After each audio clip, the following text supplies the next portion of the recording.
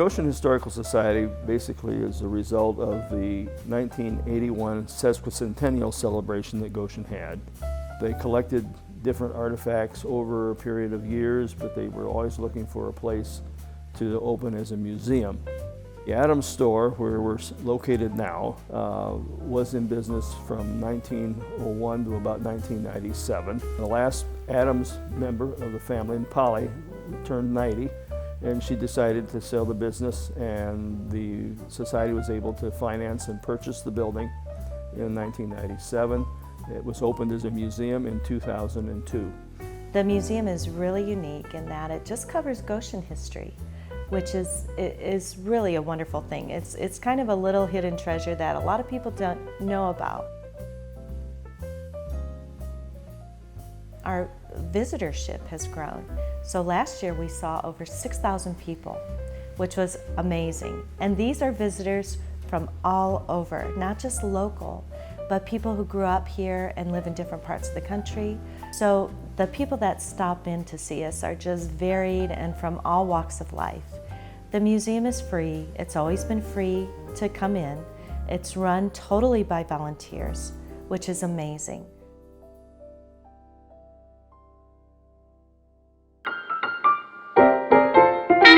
My name is Ron Hoke.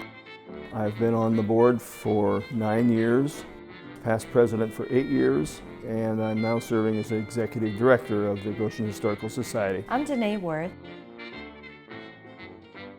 and I am the growth coordinator and grant writer for the Goshen Historical Society Museum. Most of our displays are fairly static, but we do have several cases and displays that turn over occasionally.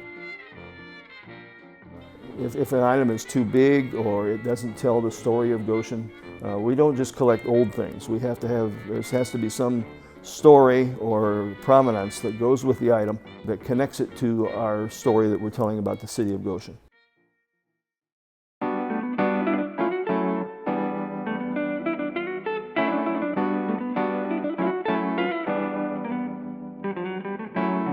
This part has the original survey map of Elkhart County with the major Indian trails outlined with the pins. So if somebody comes in and is interested in Indian trails and how they are developed now into state and federal highways, this is a display that would help them out. The Goshen High School display is a popular display. We have a basketball signed by the 1962-63 team that was probably the best team that we've ever had in Goshen. The oldest item we have is a rather nondescript item. We have a couple pieces of tree lumber that were used in 1868 to construct the dam on the south of Goshen. We've had a tree expert look at them and counted well over 100 rings in that tree.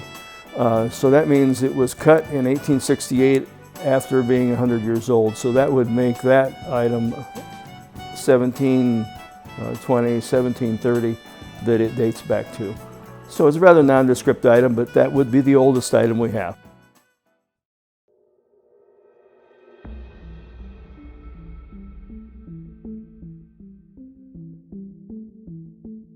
They get around to the north aisle over here and they get to the Palm Sunday tornado display, they will stop and look at that. The tornado that came through at Midway, which was the double tornado that famous picture was taken of, there was another tornado that came through at the same time, and it took water out of the pond down here south of Goshen, hit the pond, and then jumped up and went over the hospital and the college and a lot of the residential area, and then it came down on the other side of the county fairground. National weather people thought that these double vortexes actually existed, but this is the first picture that actually showed one. We were fortunate that it stayed up in the air because the victims of the Midway trailer park were taken to the Goshen Hospital. And had that tornado stayed on the ground, there would not have been a hospital for them to take them to.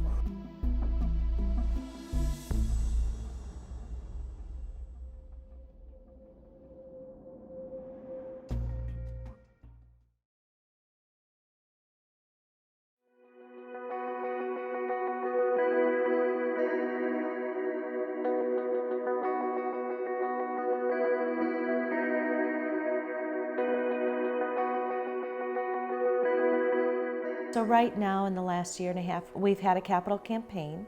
Our goal was to raise about $500,000 to complete a renovation and restoration project, which included adding an elevator to our building, which was a huge step.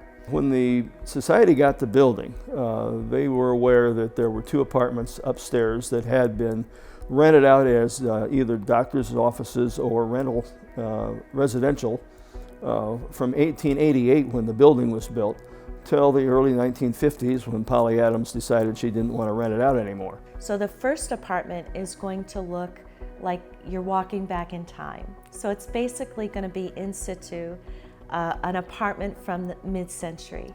And we will try our best to furnish it with furnishings that were from here in Goshen. We had furniture makers and different industries here that we will utilize as part of those furnishings as well. This back apartment is going to be renovated to allow for the elevator and some space for museum personnel and the public who want to come in and do research. So it's going to be wheelchair accessible as well, so that the front part of the museum can be accessible to everyone. We're still raising funds for that project, but we're about 85% funded, and we hope to have the elevator completed by the end of February of 2024. And then once the elevator is completed, we'll be able to work on finishing up the restoration work, which would be the plaster work, the paint work, the floor work. And so hopefully by the end of next year, we should be able to take people up there and show them what the building at least looks like.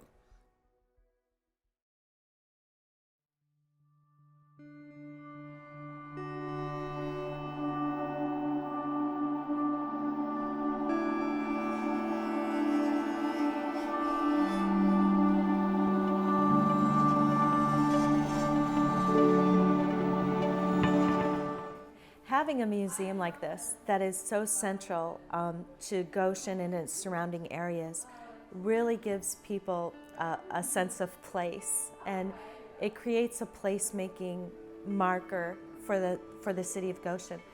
Not only because it's maintaining the history, so if you want to know genealogy, or if you want to know, the different businesses, or maybe who owned your house before you did. Those are simple things that we can do, to help the public with research.